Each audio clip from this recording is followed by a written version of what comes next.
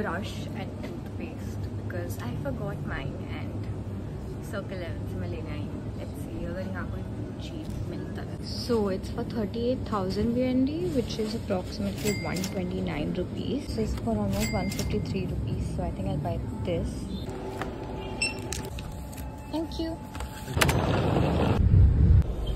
We are going to Sapa, which is the northernmost hill station in Vietnam, and it's almost a 5-hour journey from Hanoi. And we've taken a private cab in the VIP luxury bus, and it costed us around 1,500-1,600 rupees, which is not bad because online ज़्यादा महंगा था और हमने यहाँ local tour operator से करवाया, so we got it in 1,500-1,600.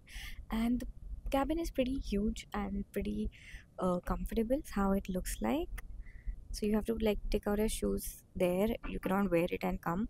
The TV doesn't work. We have a blanket, पर बहुत ही spacious है, and it's totally worth it. I'm gonna sleep throughout and let's read Sapa.